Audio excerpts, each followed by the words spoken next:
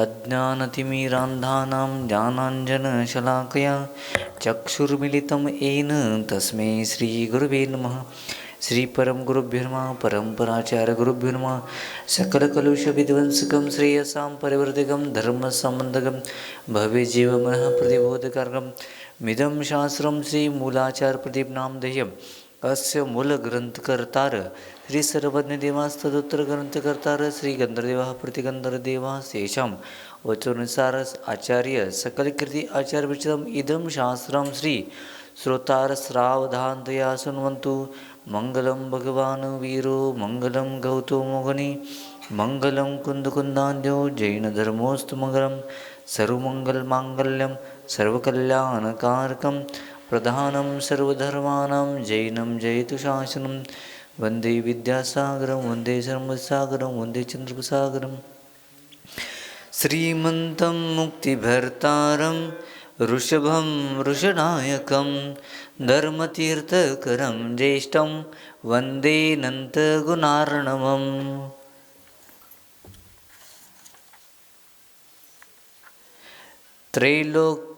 त्रैलोक्यतिलकान् सर्वान् जगन्मङ्गलकारिणः लोकोत्तमान् सारण्याश्चार्हत सिद्धान् नमाम्यहम्। जय बोलो अनंतानंत सिद्ध प्रविष्टि भगवान की, 24 तीर्थंकर भगवान की, आचार्य सकल कीर्तिमुनि महाराज की, चारित्र चक्रवर्ती प्रथमाचार्य शांती सागर जी महाराज की, संत शिरोमणी आचार्य गुरु विद्यासागर जी महाराज की, शांतमूर्ती वात्सल्य रत्नाकर आचार्य गुरुवर सनमती सागर जी महाराज की, मम दीक्षा रोज आचार्य गुरुवर चंद्रप्रभ सागर जी महाराज की, समस्त मुनि संघ की।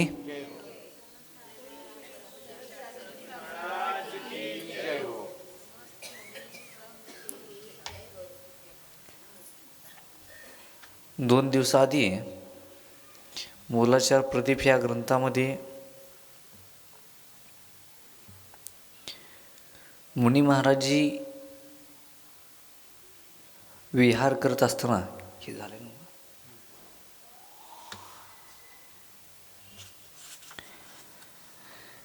डोंगरामध्ये, गुफामध्ये, कंदरमध्ये किंवा जिथं कोणी राहत नाहीत अशा अनेक ठिकाणी विहार करत करत त्यांनी निस्पृह निशंक आणि धीरवीर्याप्रमाणे विहार करत असतात असं याच्या अगोदर विषय होऊन गेलेला होता। त्याच्यानंतर वे मुनी शस्त्ररहित निशंक होकर विहार करते हैं। मुनी महाराज जी कसं विहार करतात याचं इथं सांगितलं आहे। दंडादि सर्व हिंसोपकरणादीति सत्कारा निर्ममा भवभिबाब्धे पतनाश्चन्ति काश्चियः।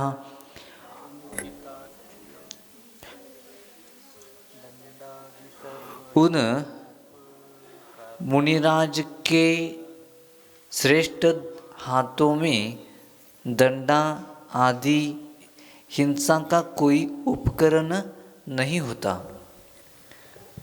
वे सर्वथा मोह रहित है और संसार रूपी भयानक समुद्र में पड़ने से सदा शंकित और भयभीत रहते हैं। इथे काय सांगितलं आहे, दिगंबर मुनिराजांच्या हातामध्ये कुठल्याही प्रकारचं दंड, शस्त्र आदी कुठलेही प्रकारचं उपकरण नसतं की जेणेकरून स्वतःच्या सुरक्षतेसाठी कुठलेही शस्त्र, अस्त्र, वस्त्र त्यांच्याकडं काहीही नाही। काय आहे? नाही।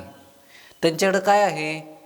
मात्र पिंची, कमंडलू आणि शास्त्र या 3 उपकरणांना सोडलं तर कायमस्वरूपी त्यांच्याकडं दुसरं काही असत नाही।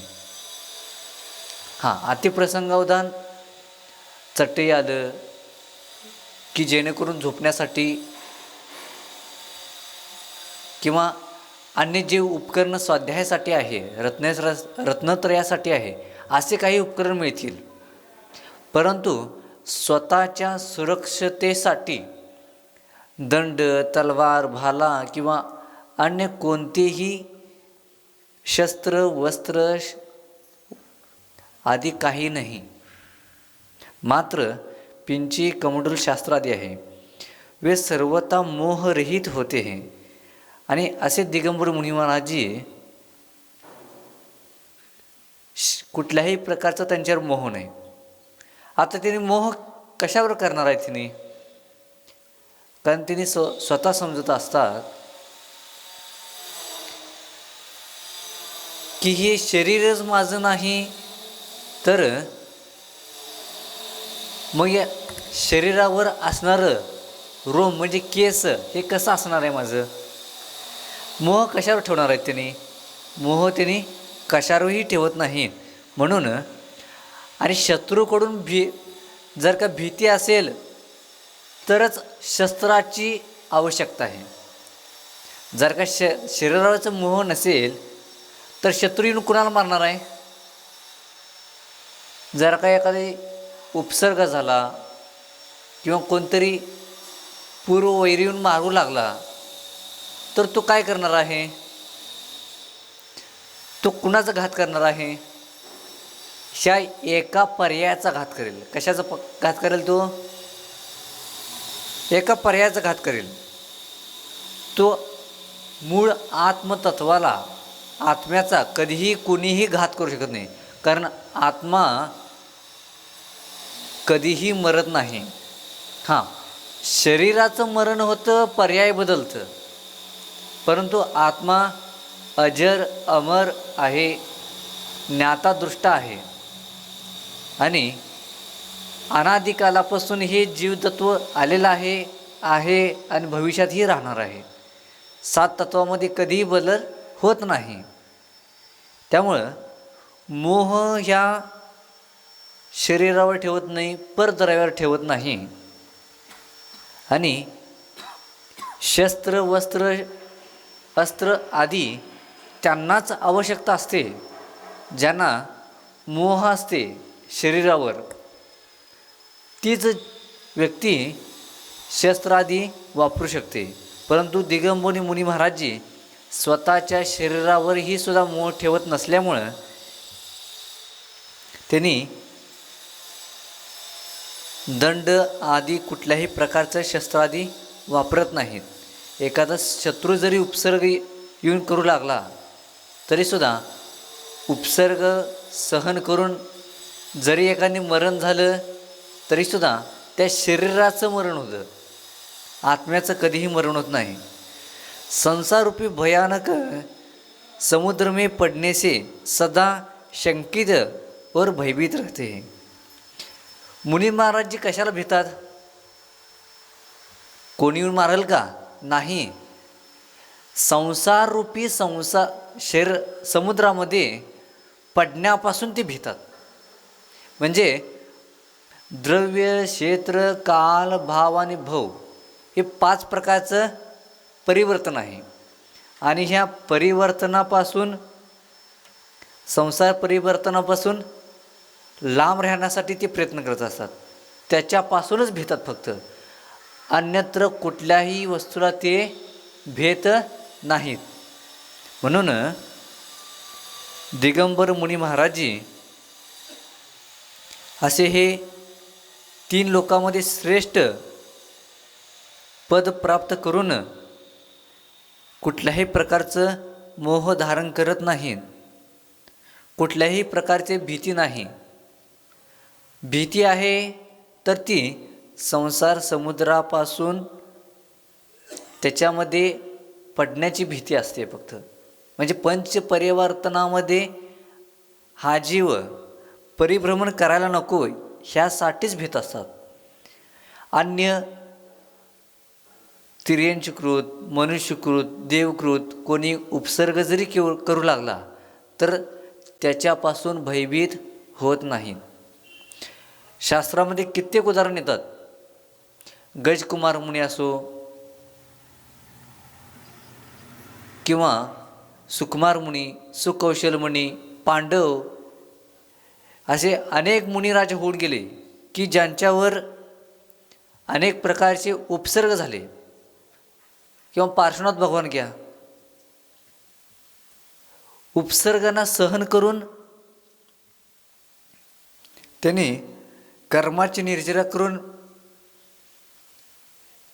ज्याने कुठल्याही प्रकारच्या आयुचा कर्म बांधलेला नाही, बंद केलेला नाही, असे जीव सर्व कर्मांना नष्ट करून मोक्षाला गेले. आणि ज्यांचं देवगतीचा बंद झालेला आहे,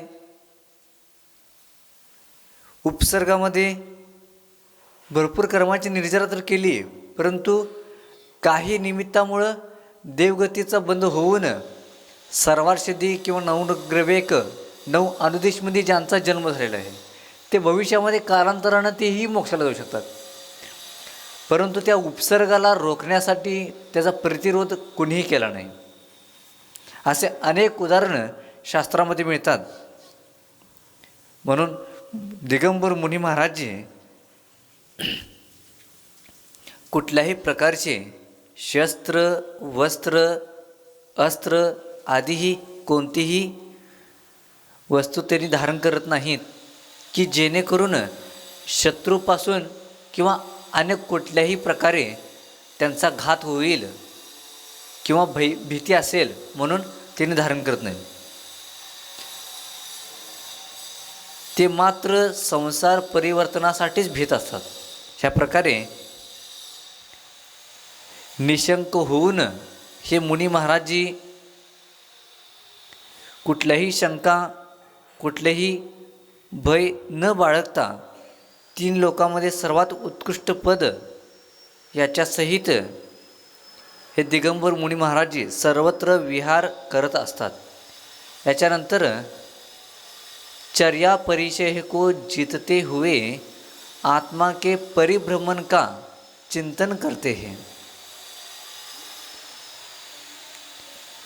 तीक्ष्णे पाषंड खंडेश्च कंटकादे क्रमादिषु पिंड्यामना मानामपि आज्ञा मनः क्लेशादि दुर्गा चर्या परिसहारातेर विजये कृतसुद्यमा चतुर्गतिषु रौद्रासु रौद्रश्वभ्रादि योगिषु भ्रमणं सुचिरं नित्यं कृत्स्ना दुःखभराकरं पराधीनं विधेष्वेषां चिंतयन्तो निरंतरम. आचार्य भगवंत सकलकृति मुनि महाराज जी सांगत आहे की यदि उनके पैर में कांटा लग जाए व तीक्ष्ण पत्थर के टुकड़ों की धार छिद जाए और उनको पीड़ा होती हो तो वे बुद्धिमान मुनि अपने मन में कभी क्लेश नहीं करते. क्लेश से वे सदा दूर ही रहते हैं. वे मुनिराज चर्या परिसह रूपी शत्रुओं को जीतने के लिए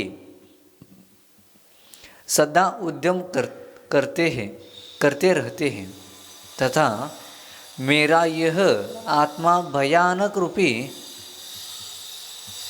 रूप चारों गतियों में चिरकाल से परिभ्रमण करता रहता है अथवा भयानक नरकादिक योनियों में चिरकाल से परिभ्रमण करता रहता है. यह मेरे आत्मा का परिभ्रमण अत्यंत निंद्य है, समस्त दुखों की खानी है और कर्म के अधीन है. इस प्रकार वे मुनिराज अपने आत्मा के परिभ्रमण को निरंतर चिंतन करते रहते हैं. ह्या प्रकारे सांगितलेलं आहे तर जर का ह्या दिगंबर मुनी महाराजांच्या पायामध्ये काटा एखादी घुसला किंवा एखादी दगड असो किंवा आणि शस्त्रधार असे कुठले तरी वस्तूच्या द्वारे पाय फाटलं किंवा काहीतरी शरीराला लागलं तरीसुद्धा त्या पीडेला त्या दुःखाला त्यांनी सहन करत असतात.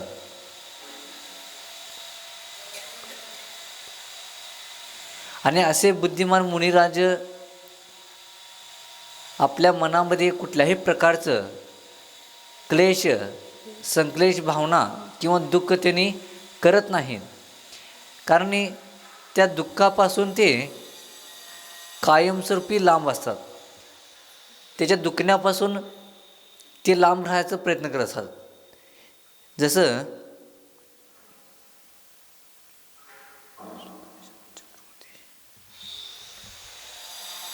चक्रवर्ती झाले होते.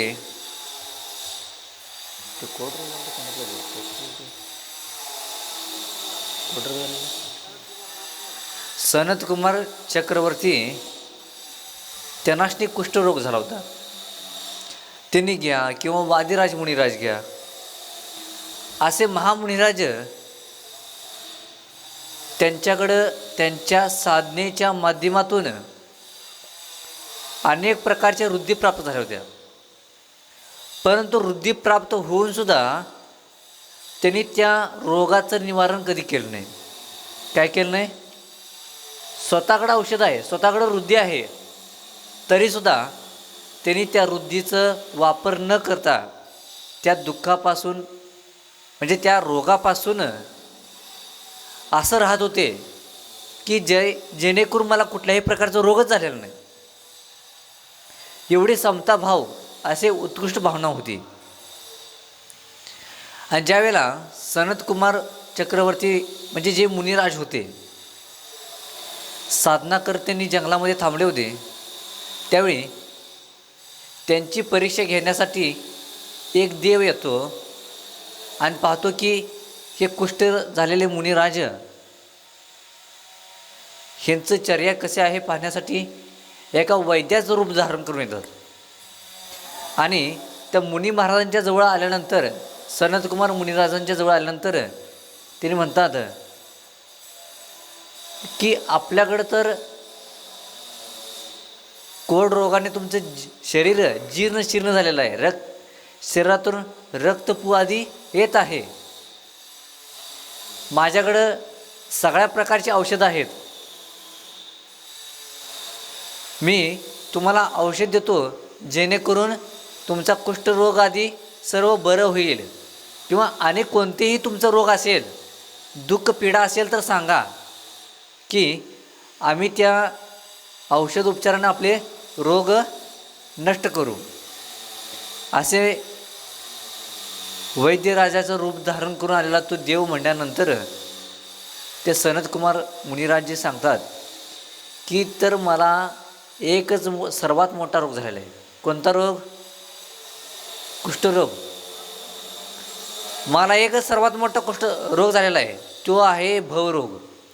ह्या जर का भवरोगाचं औषध असेल तर मला द्या, ते मी अवश्य घेईन. ते वैद्य म्हणू लागले की भवरोग दूर करण्याचं माझ्याकडे औषध नाही, हे तर तुमच्याकडेच औषध आहे.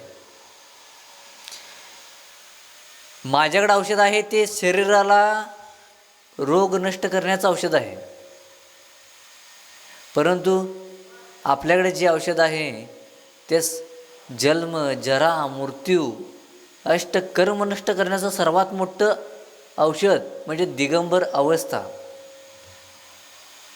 परिणामाची विशुद्धी, महाव्रत याच्या माध्यमातूनच कर्म नष्ट करून आपण भवरोग नष्ट करू शकता. ते औषध माझ्याकडं नाही. असं म्हटल्यानंतर ते वैद्यराज देवाचं रूप जे धारण केले होते त्यांनी स्वरूपामध्ये येऊन त्या मुनिराजांची स्तुती केली. अशा या महान क्लेशापासून जे दूर असतात कुठल्याही प्रकारचं रोग झाले किंवा शरीरामध्ये छेदन भेदन आदी जर का झाले तर उपचार न करून घेणारे असे मुनिराज किंवा त्याला सहन करून त्याच्यापासून कर्माची निर्जरा करणे असे मुनिराज हे धन्य आहेत. असे हे मुनिराज 22 परिचय किंवा 10 प्रकारच्या उपसर्गाला सहन करत करत घाती शत्रूंना तिने नष्ट करतात किंवा घाती कर्मापासून तिने विजय मिळवतात. आणि असे सतत उद्यम प्रयत्न करत असणारे मुनिराज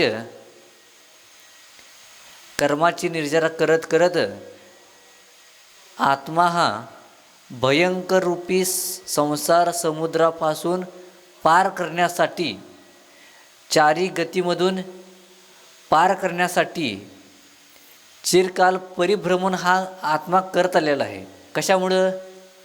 राग द्वेष या परिणामामुळे क्रोधमान मायालोभ किंवा मिथ्यात्व कर्माच्या उद्यामुळं हा जीव अनादी कालापासून परिभ्रमण करायला आहे.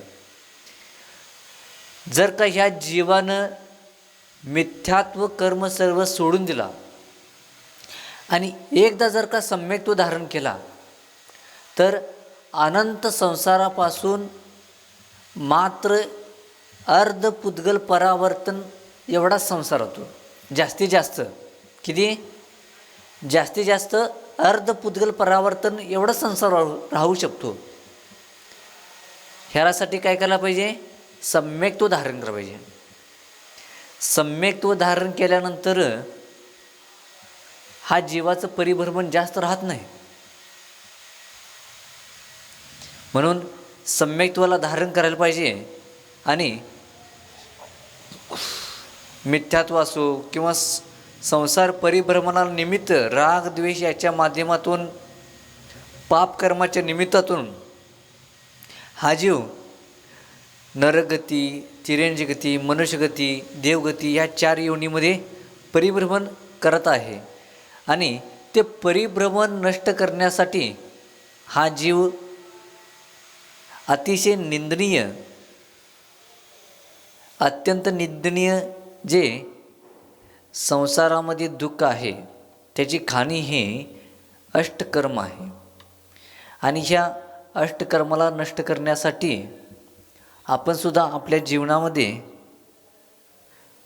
रोज भगवंतांचं नित्यदर्शन म्हणा किंवा श्रावकांच्या षटक्रिया याचं पालन करत राहायला पाहिजे. देवपूजा, गुरुपास्ती, स्वाध्याय, संयम, तप, दान याच्या माध्यमातून आपले जे पूर्ववर्ती जे कर्म आहे ते नष्ट व्हायला चालू होतं.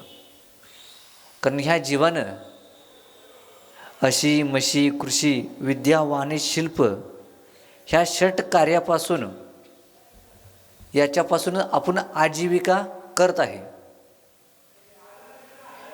की याच्यापासून आपलं उदरनिर्वाह चालत नाही. कुठल्यापासून?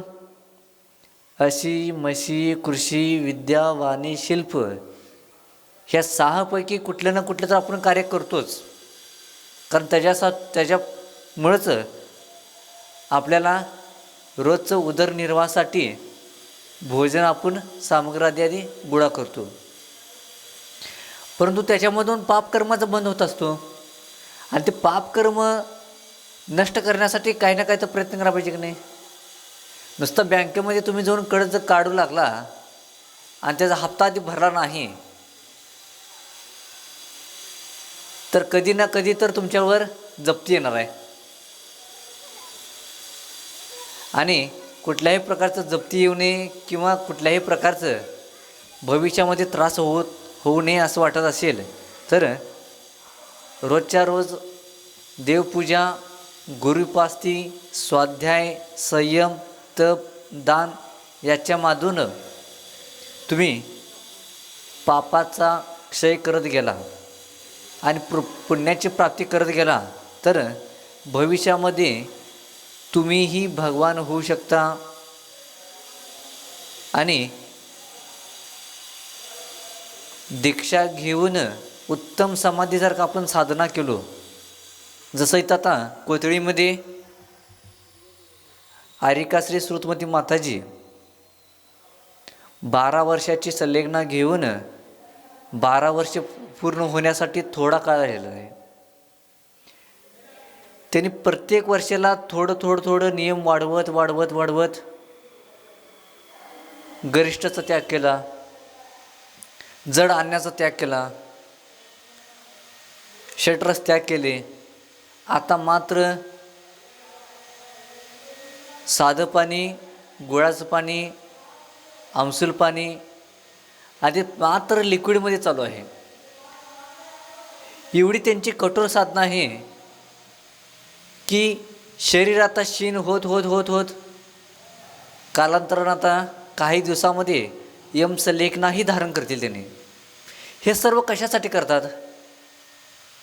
कुठं नाव मिळवण्यासाठी नाही. कुठल्याही प्रकारची अपेक्षा न ठेवता, कुठल्याही प्रकारचं निदान बंद न करता, कुठल्याही पुढील भावामध्ये अपेक्षा न ठेवता मात्र त्यांनी एवढीच भावना करत आहेत,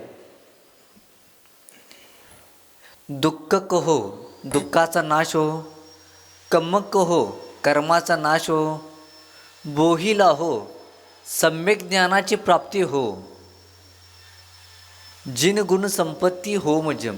जिनेंद्र भगवंतांची जी संपत्ती आहे ती मला प्राप्त होऊ दे. आता जिनेंद्र भगवंतांची संपत्ती काय आहे? अनंत ज्ञान, अनंत दर्शन, अनंत सुख, अनंत वीर्य. आणि हे कर्म नष्ट केल्यानंतर, घाती कर्म नष्ट केल्यानंतरच हे मिळते. अशा या उत्कृष्ट समाधी जर का धारण केल्यानंतर जास्तीत जास्त 7 ते 8 भावामध्ये हा जीव मोक्षाला जाऊ शकतो. किती भावामध्ये? 7 ते 8 भावामध्ये हा जीव मोक्षाला जाऊ शकतो. मग आपल्याला संसार परिभ्रमण नष्ट करायचं असेल तर काय करायला पाहिजे? रोजच्या रोज श्रावकांच्या षटक्रिया करायला पाहिजे. कालांतरानं दीक्षा घेऊन साधना करायला पाहिजे. आणि साधना करत अंतिम समयी संलग्ना धारण करून उत्तम साधना करत कर्माचा निश्चय करून आगामी भावामध्ये 7 ते 8 भावामध्ये मोक्षाला हा जीव जाऊ शकतो. हीच इथं भावना ठेवून आपण सुद्धा